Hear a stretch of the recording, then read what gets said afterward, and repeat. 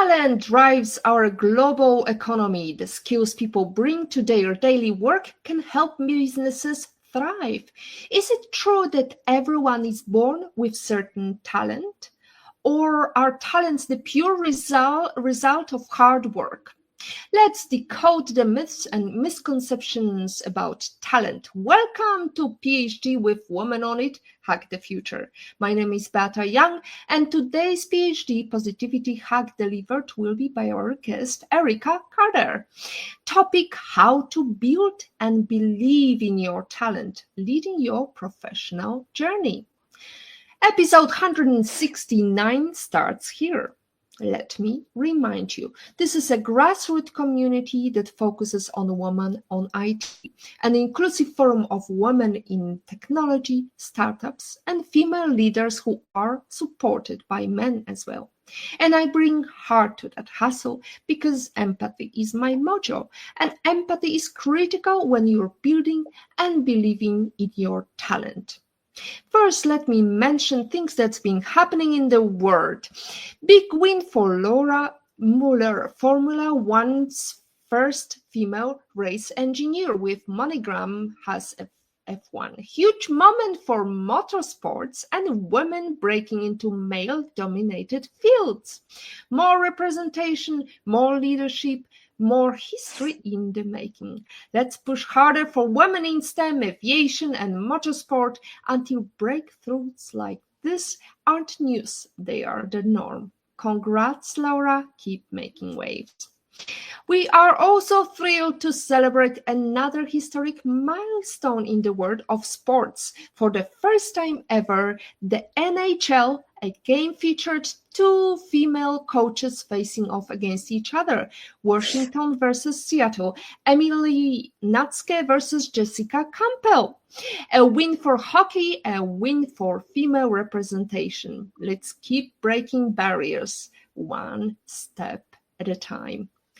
And finally, cheers to our former PhD guest Charlotte Fuller on the release of her new book, The Achievement Algorithm: Unlocking the Code for Sustainable Leadership. We are excited to see it making an impact. Grab your copy on Amazon. Now let's go back to our topic, how to build and believe in your talent, leading your professional journey. Have you ever considered how the loss of a job could turn into your greatest opportunity for growth?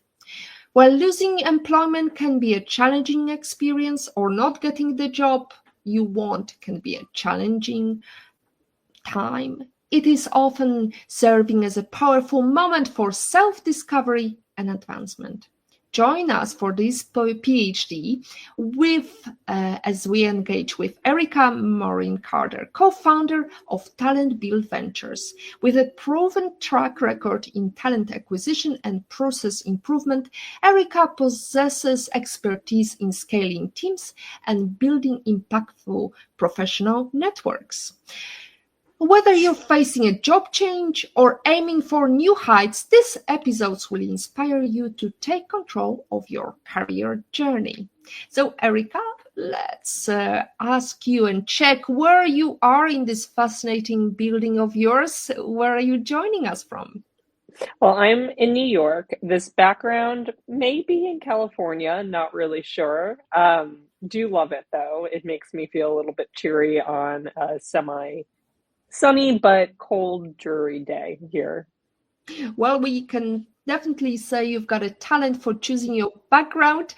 And according to Tom Rath, author of StrengthsFinder 2.0, talent is a natural way of thinking, feeling, or behaving. And when talent is combined with this investment of time to practice, it becomes your strength. Similarly, psychologist Dan Keith Simonton says talent is a package of personal characteristics that helps you acquire expertise or enhance your performance quickly. Meanwhile, psychologist Angela Duckworth also acknowledges the existence of natural abilities and emphasizes the importance of grit in relation to talent. The idea that perseverance might be more critical than your natural abilities. Is that so?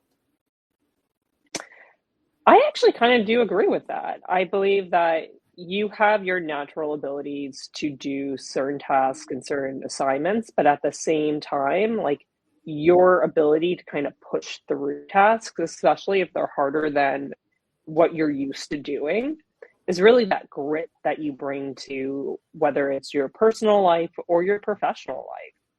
So I Mm. definitely do agree with it.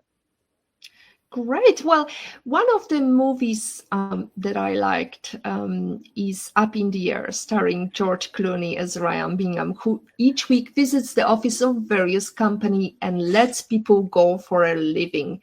In his own words, I don't work here. I work for another company that lends me out to the boss who doesn't have the balls to sack their own employees. So one of your career changes was actually letting people go off. So I'm fascinating. What led you to this career, and how is it for you? Sure. So it's not necessarily letting people go in that context. So a company makes a decision to have a layoff. They usually need additional support. Those conversations are pretty difficult in general. And at the same time, individuals that are being laid off are in shock. So, what we offer is a way to help companies have those hard discussions, but then we take those employees, and if they're willing, we help guide them to their next career journey. So we look at it in more of a positive route. I think that many of us get stuck in the work that we're doing currently, and we don't necessarily think about like what we could be doing. And that's where we come in. Like you might have had a job in accounting and you hated it.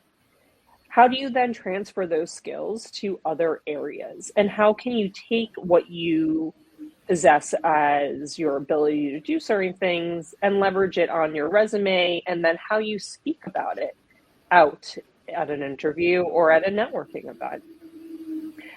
So I like to say that we take a negative experience and we try to make it a more positive one for outplaced employees.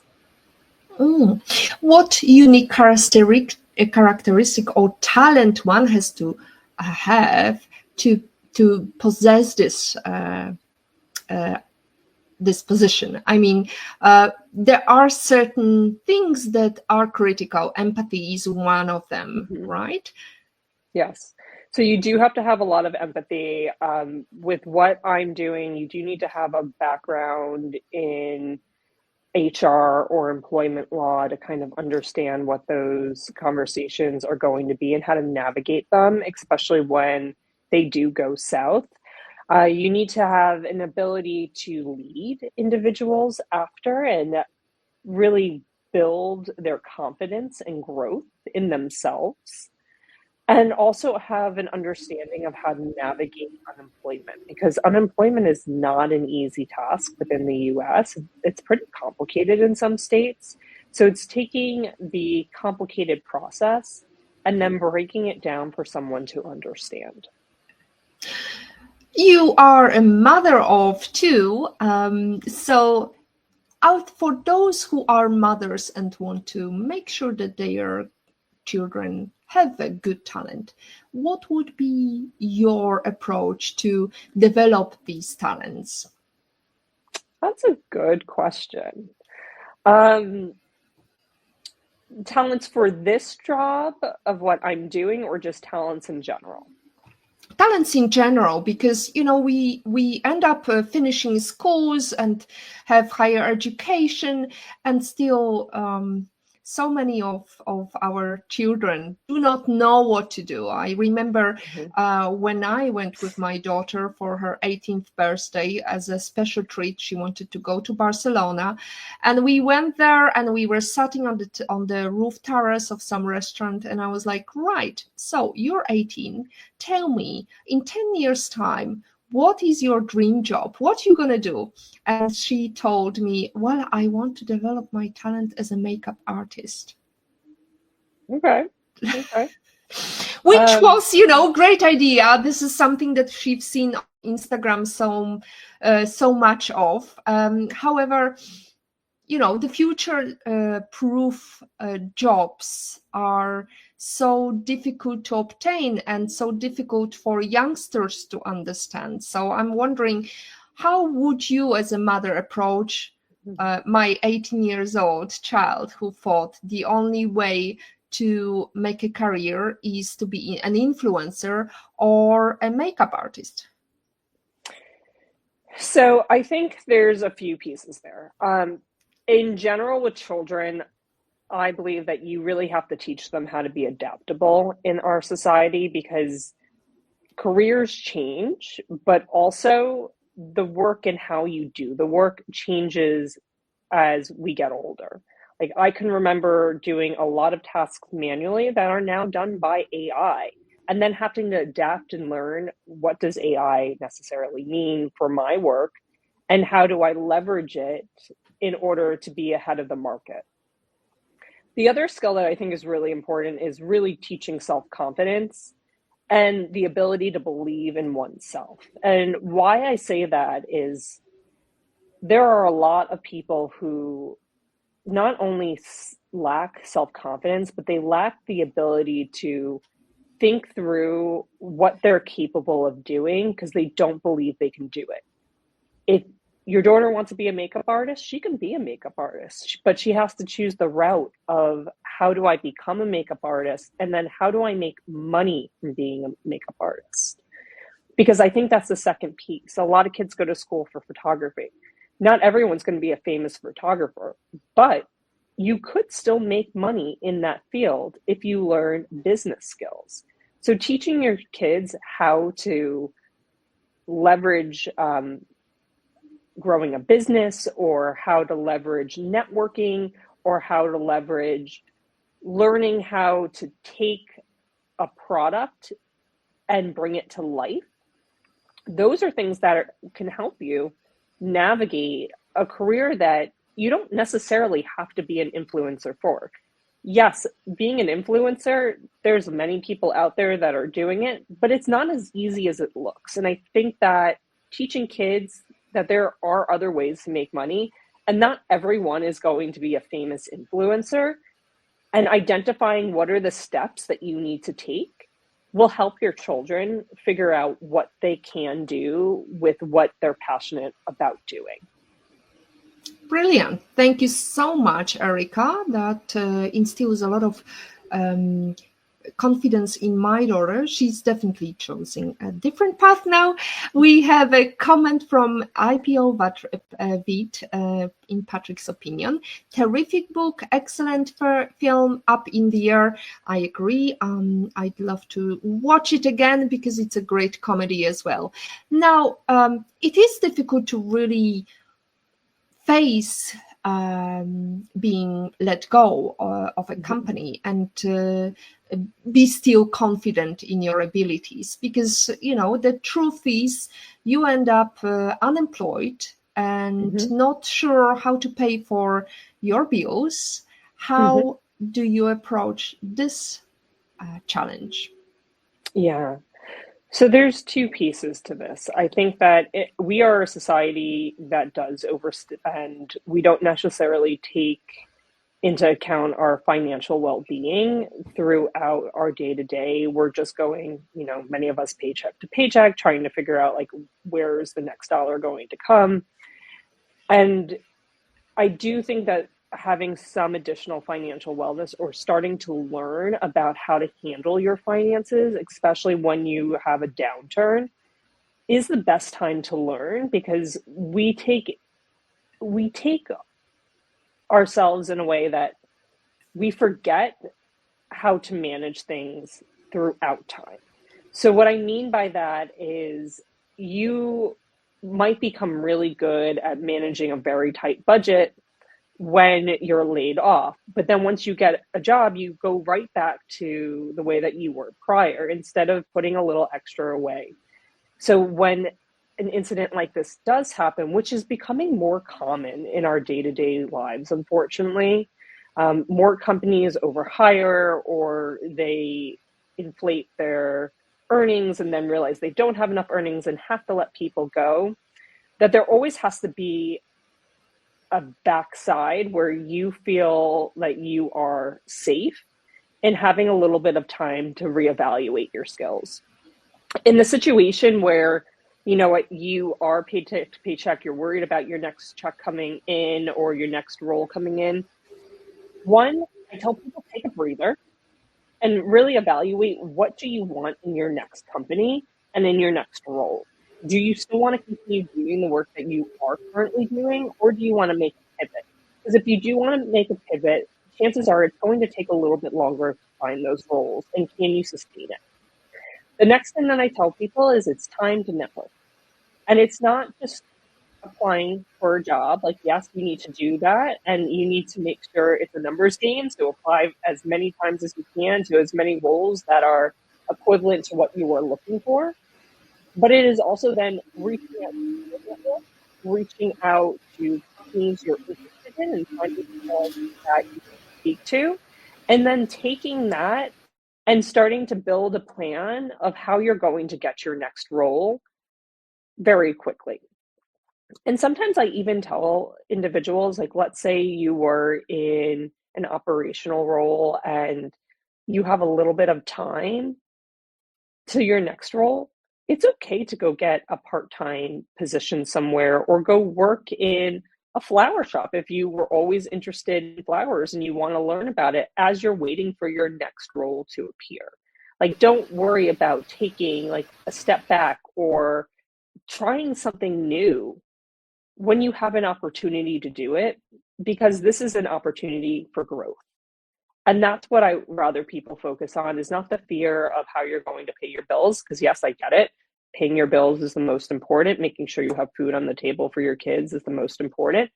But it is also important that you take a second, figure out what you want, what you need, what's going to help you get to that next stage before just diving into it. Because a lot of people just dive into it and then get back into a bad toxic work environment again, or get into a company where their values don't match.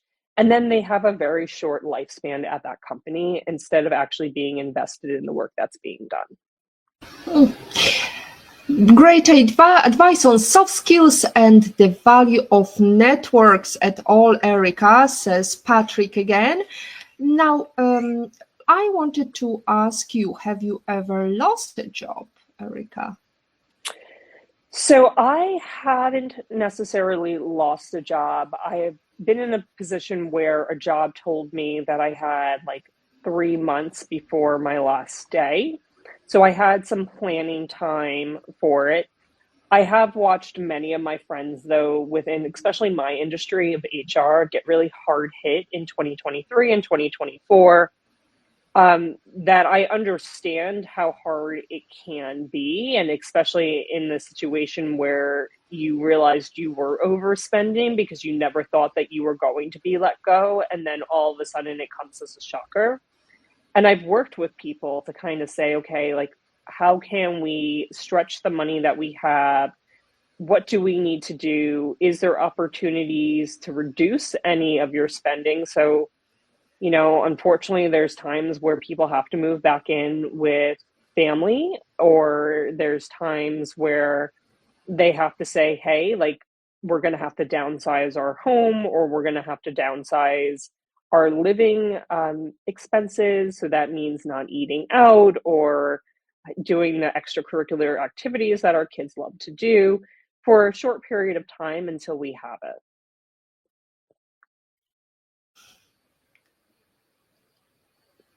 If anything, I wanted to ask you, I'm sorry, I think I was muted. What did it teach you? What this experience of losing or being close to lose a job teach you? It taught me that you're always dispensable, honestly. You know, when you're working for yourself, which I now do, I kind of dictate my earning. I dictate the work that I'm doing and how I'm doing it, when I'm doing it, my work-life balance, where when I was an employee, I was at their disposal of like when deadlines were due and when items were due. And uh, decisions that were made at a higher level that I was not a part of.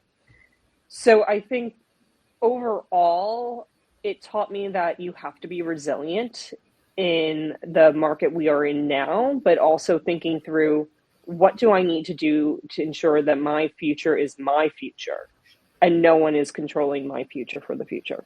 I know that's a little play on words, but Oh, absolutely. And you have to hug the future, as our tagline goes. Olga Vasina is making a comment. She's saying that's fascinating advice to stay employed. It's a worry people don't think this way in HR or management in Europe. I fear maintaining a lesser job while seeking to be in the right job. Great show, ladies. Loving PhD as always, Beata and Erica, says Olga. Thank you so much, Olga, for your support. So many people stay in jobs they hate because they fear the unknown. What's the biggest myth about job security that keeps people stuck? honestly, it's the money at the end of the day, making sure that if you look at the Maslow's pyramid, you need to have your most basic needs met. But in our society, it's not just our basic needs because there are so many additional things that we need in general to feel fulfilled. And we think that fulfillment comes from all those items. And so, what I would say is you have to figure out what is really going to bring you value. We only live once, and we live for a very short time, in a very short period of time when you are employed, honestly. And so, if you are so unhappy with what you're doing, you need to take a step back and realize what can you do and what kind of work can you pivot towards. And it doesn't necessarily mean that, like, let's say you work at a fast food chain and all you do is a cashier. Well, you're managing money. You could go be a bank teller. You could go do other things where you're working on customer service. You just have to identify how you can translate those skills.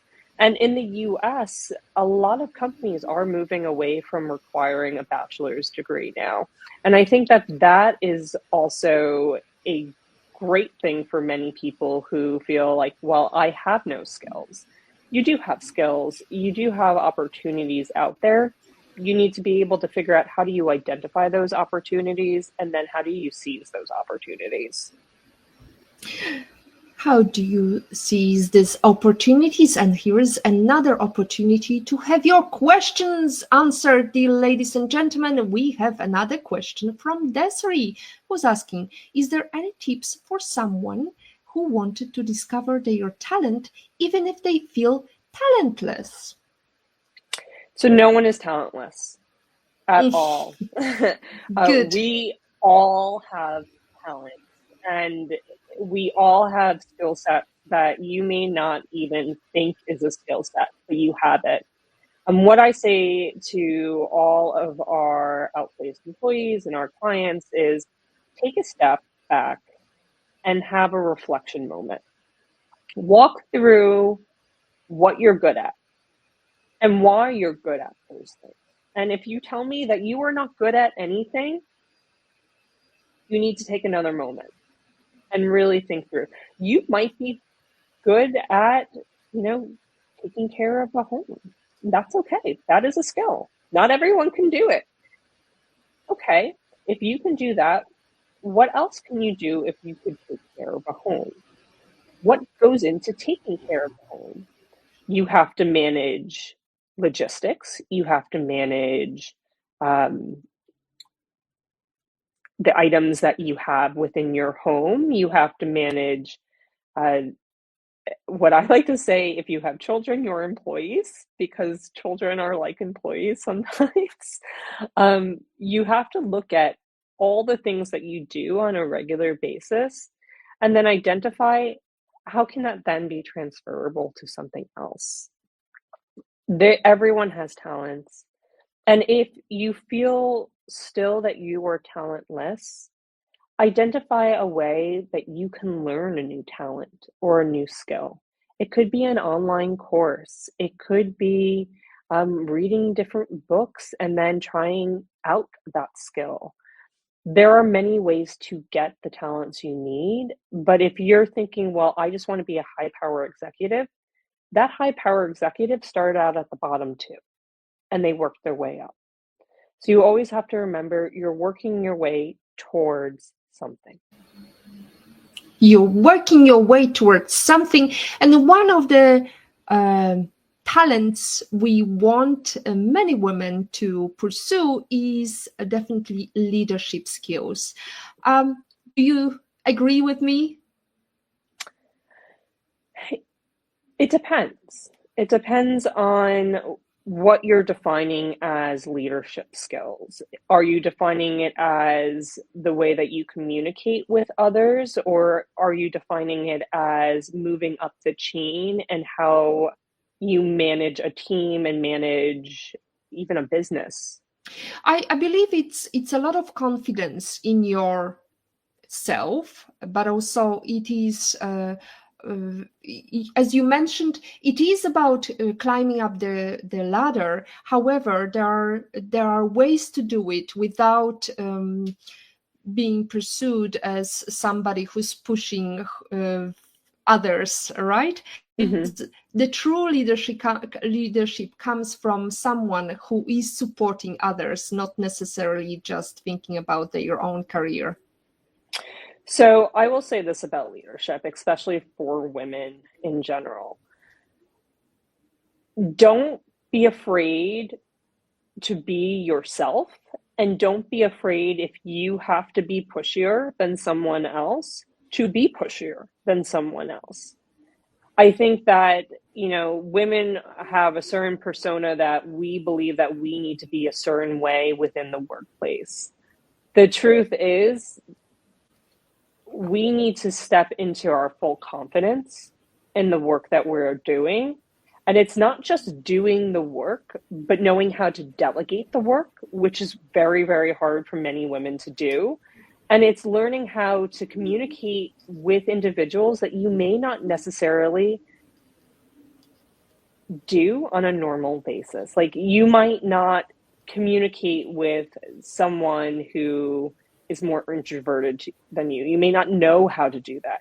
You have to figure out, how do I talk to somebody and navigate that discussion in order for that discussion to be successful at the end for both parties. And I think that that's a big part of the leadership of how people move up the ladder.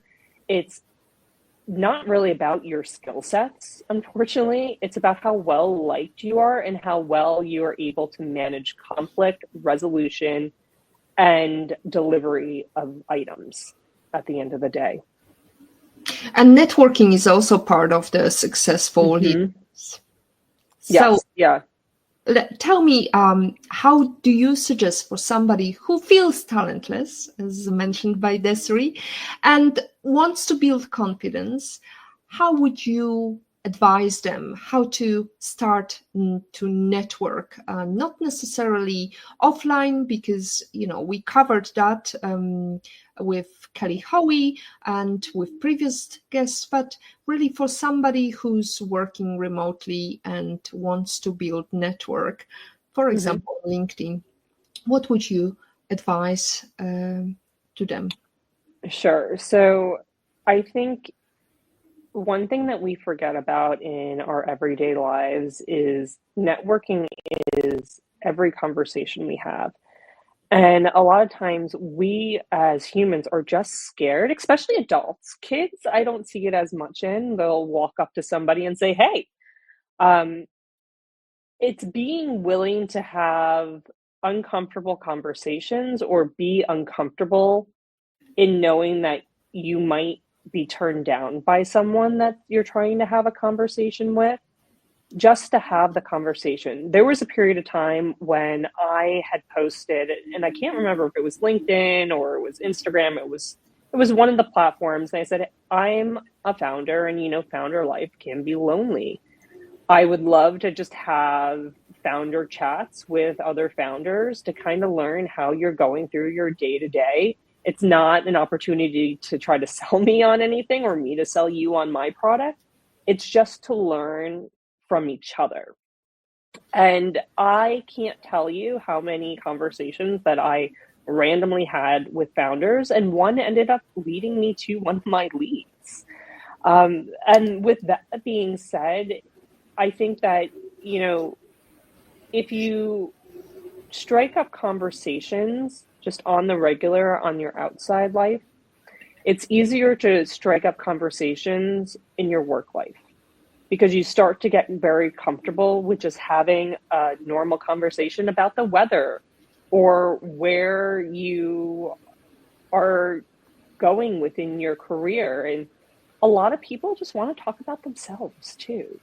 So being able to just ask people, like, how did you do this? Or where did you start? Or, hey, like, I'm having a hard time getting through this task. How would you do this? People are always really happy to just tell you how they would do it, whether you agree with them or not. So I would say, long answer short, just start having small conversations with random people in order to start building up your networking skills because you never know who you may meet and what they may lead you to.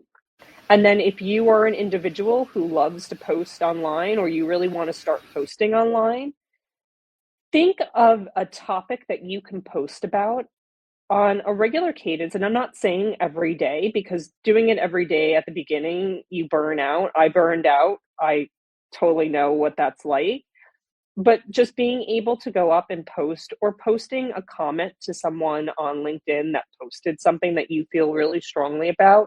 And I'm not saying to do it in a mean way or do it in a way where you just completely say you disagree with it. But if there are posts where you agree with the content and you want to start a discussion with that individual, it's a great opportunity to do that. It's a great opportunity to network in the online world. Now we have a comment from Jane, who's eager to network with us. She says, agree, it's a miss or hit on learning new skills. Now, speaking of skills, next week we're going to have a discussion about AI. So, Erica, you mentioned one of the skills, transferable skills, is automation. So why do you believe automation is the future for talent building? So where I think automation is going to come in with talent is it's going to be how do you know how to leverage these platforms? How do you know how to take information, digest it, and then fact check it, as well as build upon it? AI is not going away.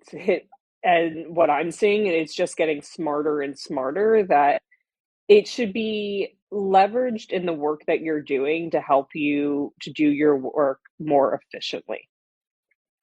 So if you're able to learn about how to utilize AI and the prompts that are going to give you the answers that you really are trying to obtain, the better it will be for you as an employee, and or if you decide you want to go out on your own to navigate the new way of actually learning and digesting information. Talent is one thing, but execution is another. What separates the people who thrive in their careers from those who stay stagnant?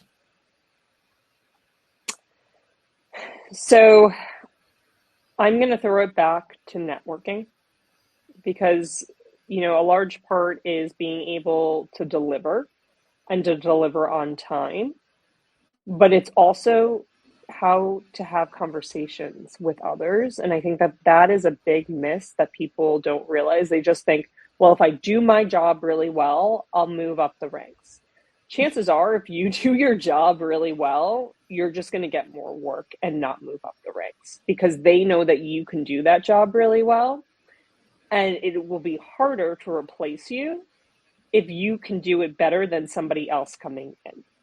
So you need to be able to show how you have other skill sets that you can leverage. And a lot of times that's just having conversations with leaders, making sure that you have a presence, taking on things that, may not exactly align with your job, but is an extracurricular that's benefiting the company.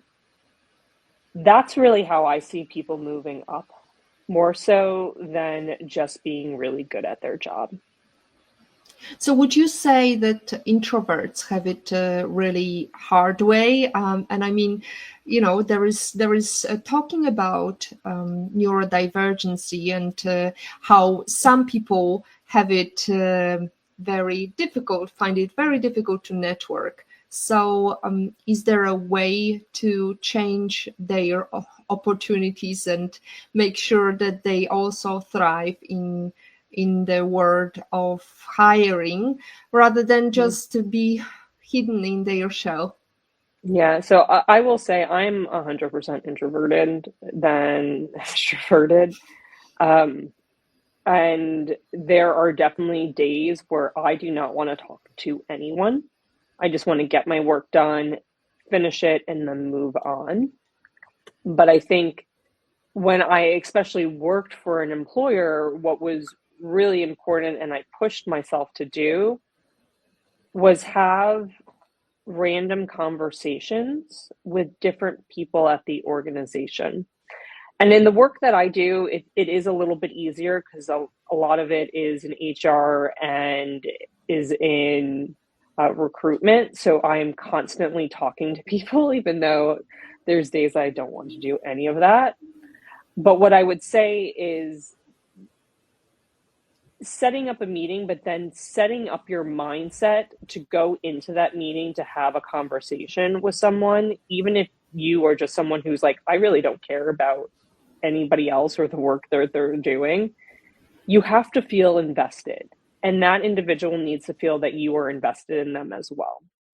And that is really the way to make a change in, just feeling introverted. In terms of hiring, I think that there are two types of people that you hire. There are people who are really, really, really good and have the skill sets that are needed to propel an organization forward. And then there are individuals who are good at the skills that are required, but are able to have those conversations that are needed. And that's really where I think there's a differentiator between hiring somebody to get a job fully done and hiring somebody that you want to see grow at an organization farther than the role that they would be currently at. That sounds brilliant. However, for someone who's listening right now and is at the crossroads, what's the first step they should take today to move forward and develop their better career prospect? So if they want to stay at the organization that they are at, they need to have an honest conversation with their current manager and ask, what are the skills that I am still lacking that would help me to move up in this company?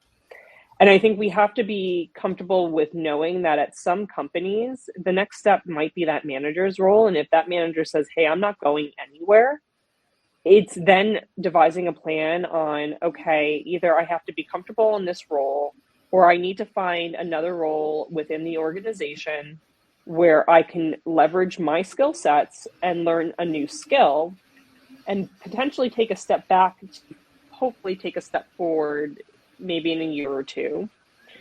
Or it's, how do I go out to market for myself and start building my network in order to find my next role, whether it's doing that same skill or moving above.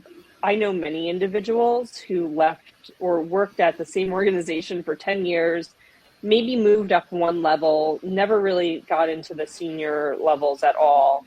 And then the second that they moved to a new company, within a year, they got promoted. And sometimes just being comfortable with where you are is the biggest blocker for you. So you need to figure out, what do I want to do next? And if I don't get an answer that I like, then how do I change my trajectory moving forward? And a lot of times that's identifying new skills, or it's taking that leap of faith and identifying a new organization to work at. Now, we talked a lot about female entrepreneurs, and we want to develop their skills. So, what advice would you give to females to help their career or start an entrepreneurial journey? Like Sure. yours? So I will tell you, when you become an entrepreneur, you know nothing. You go out and you have to figure it all out from the beginning. And even if you are really good on the finance side, or you're really good on the sales side, when you become your own business person or entrepreneur, you have to be good at everything, and or you have to identify individuals who are good at those skills in order to help you. And you have to understand, especially as an entrepreneur, you can't do it all. So you have to decide on what requires your attention at that moment. And then how can you leverage other individuals within your network and or that you could hire in order to help you to really get to where you're looking to go. And you have to be ready to take rejection. You have to be ready to accept that you are going to fail at some point with something, and then that's okay. In terms of, someone who just wants to grow, the first step is really identifying, what do you want to grow in? And that's having that conversation again with yourself to understand that this is what you need to learn to be able to obtain that skill, and then how can you execute on that skill? Because a lot of times we'll go and we'll read, or we'll take a course, or we'll go to a conference, and you're taking in all this knowledge, and then you forget it because you don't execute it. So then you have to identify a way of, how do I execute it? And if your skill is you want to be able to manage people effectively, because maybe you've never managed, you have to then identify what goes into being a good manager, what goes into leading other individuals to get their work done, and then are there opportunities to have an intern, to mentor somebody lower, to actually gain that skill of managing another person in order to be able to show your employer that you can potentially handle a team environment. In a society that profits from your self-doubt, liking yourself is a rebellious act, as Caroline Caldwell says. Now, at the end of the day, what do you believe matters more? Talent, mindset, grit, or luck? Mindset. Mindset? It's all Tell me. mindset. Talk to me. So you can be the most talented person, have the most grit, but if you are not in the right mindset, you're not going anywhere. So you first have to get your mindset right for when you're ready to move on, or ready to do something new. What was your mindset when you started? I started my own career, as in entrepreneurship. Yep. I wanted to help others, and I wanted to get out of a toxic work environment. And so I knew that where I was mentally was not where I wanted to be. And in order to accept that I was going to be on my own, I was going to be alone, I was going to be figuring out hard things that I've never done before, I had to put my mindset in to say, you're going to try something new and you might fail, and it's okay if you fail. And once I accepted that it's okay if I fail, I felt better at knowing that I was taking the next step. I also planned financially. Okay, I'm going to do this. I need X amount in my bank account if anything goes wrong and I decide that I need to pivot. I need to know that I'm financially safe because that's something that's important to me. So making sure that piece was set at the same time my mindset was set. Well, we often focus on success stories, and you talk about how successful you are. What failure or setback you had in your career that you could talk about, and what you learned from it? Sure. So I'm actually going to take something from early on in my career. I was working at a hospital and I was helping with like a process improvement mapping of how patients would move throughout one of our centers. And I did a really good job on it. And an opportunity came up. The manager said, "Hey, I think you'd be really good for this opportunity. I want you to interview." And in my mind, I thought I had the role. I went through the interviews, had all the discussions, and they ended up going with somebody else. And in that moment, I was crushed.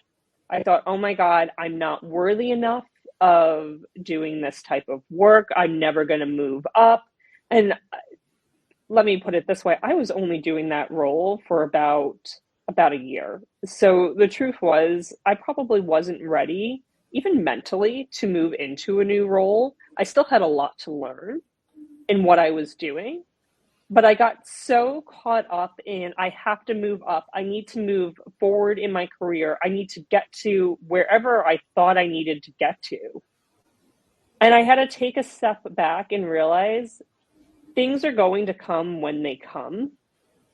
And I have to set myself up in order to accept feedback, in order to accept not knowing what the next stage is, and to accept that I'm moving in a direction that is right for me, but it might not be at the same pace that somebody else is. And that setback early on helped me to realize that I have the control that I think I have on my life. I don't.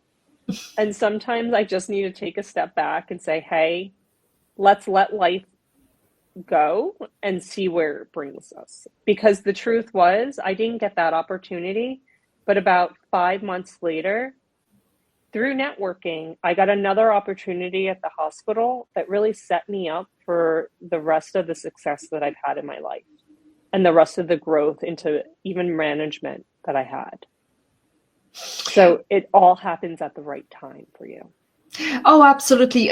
Letting go of expectations is key here, because if you set your mind that you've got to get this job and this is the end of it all, that's not really helpful.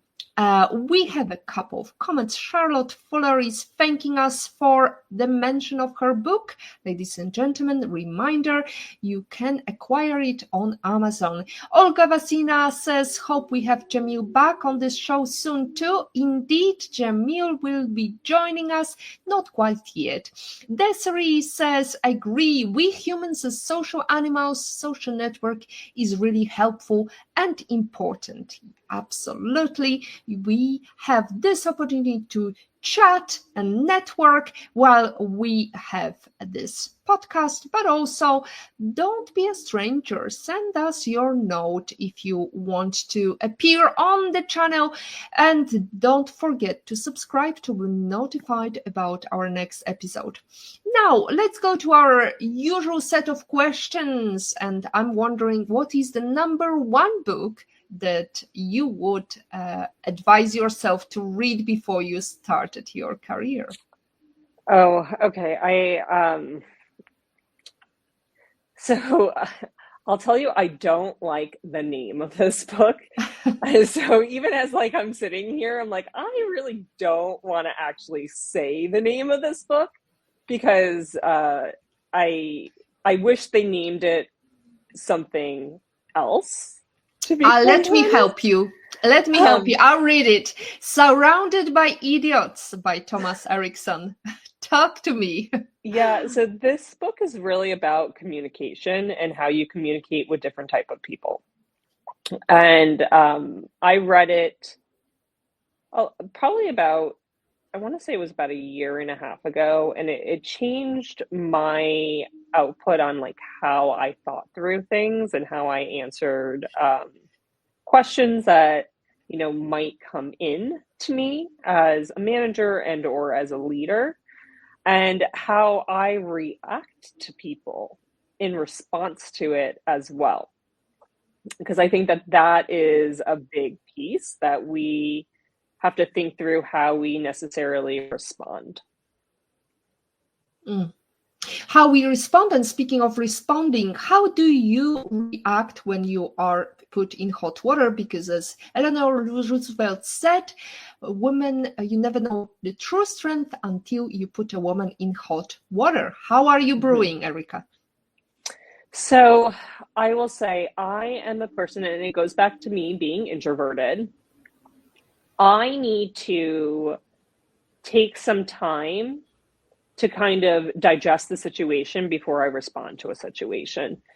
So this may feel to another individual that I am, not responding to them, but I rather be going back to that mindset, the right mindset in order to respond. And a lot of times if I'm in a situation where I need to respond right away, I let whomever that audience know that, hey, like, I don't want to respond just on how I'm feeling at this moment.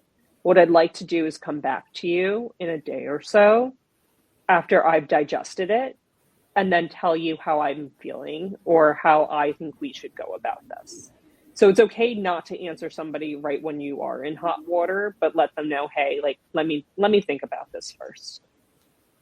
It's interesting because many companies, when they are letting people go, want to hear the answer immediately, right? No.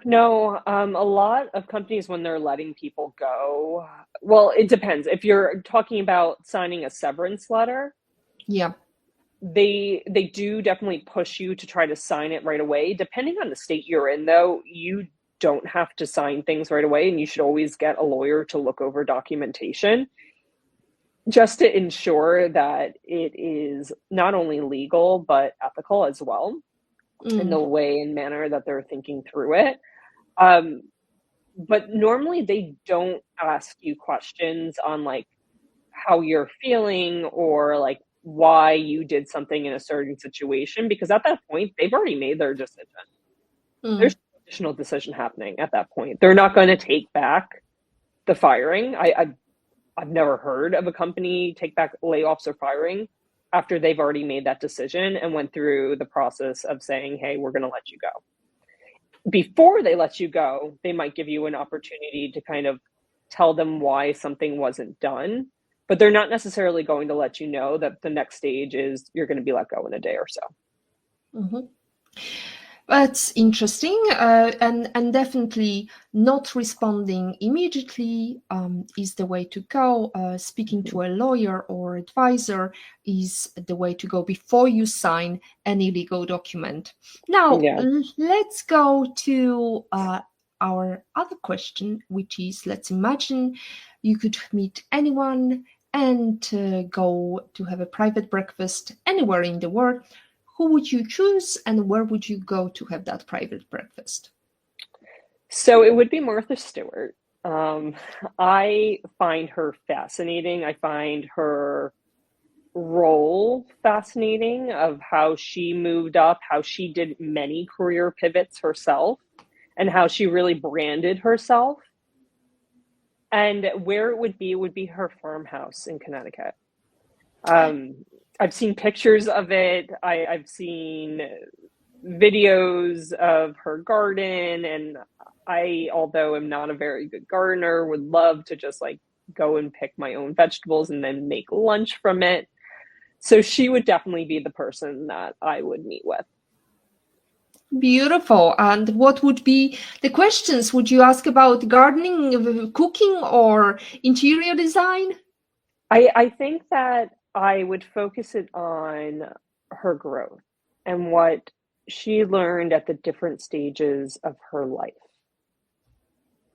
and how that then affected the way that she not only managed, but she transformed herself.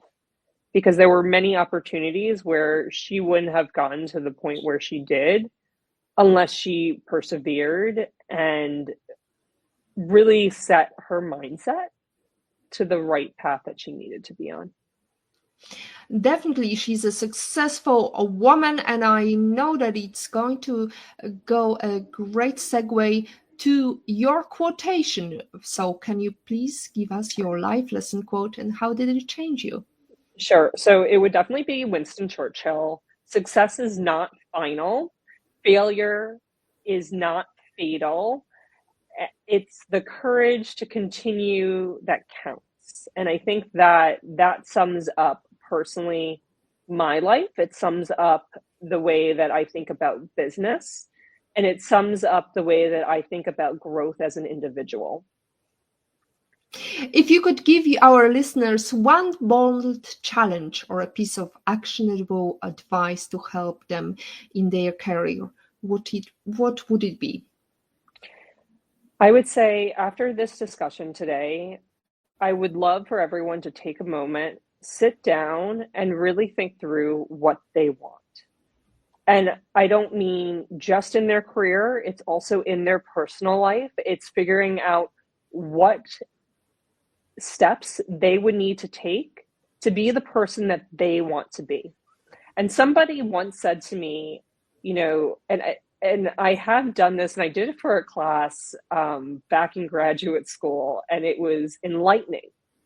It was write your own obituary and what you want in it, and then read it out loud in front of a mirror. And we actually had to read it out loud in class. And it was so interesting where I put emphasis on things that would be, I thought, important to me in the future. And now looking back at it, I definitely put family as like my number one item in that obituary. And I think that when I decided to start my own career in entrepreneurship, it was based on wanting to be with my family more and being more present and being more active in the discussions that were happening every day with my children, and being able to be active in the discussions that I was having with my mom and my siblings. And that then resonated when I read it 5 years later. I found it randomly on my computer. But I would say to people, take a second, write what you want to be known for, how you think you're going to get there, and where you are currently, and what's that gap. Because that's going to help you figure out with that gap part where you need to go next. And that's a beautiful way of defining your talents. Tremendous amounts of talent are lost to our society just because that talent wears a skirt, as Shirley Chisholm says. Erica, thank you so much for sharing your insights and experiences with us today. Your work is not only transforming the digital landscape, but also paving the way for many successful, talented people. We're all living here today feeling inspired, and that's it from episode 169 of the PhD livestream. Thanks to our guest, Erica Carter. To stay updated and ensure you never miss Positivity Hack Delivered, follow Woman on It and turn on notifications. Next week, we have Jess Schultz, and we're going to talk about everything you need to know about go-to-market strategies. Thank you so much to our lovely audience who were IPO Vit, Desiree Lumen, Olga Vasina, and Jane. And finally, as always, our positivity quote comes from Positive Thinking Only and goes, look for something positive in each day, even if some days you have to look a little bit harder. And if you don't like something, change it. If you can't change it, change your attitude. As Maya Angelou says, today is your day to hack the future, hack the positivity you want, hack the talent you want. Thank you.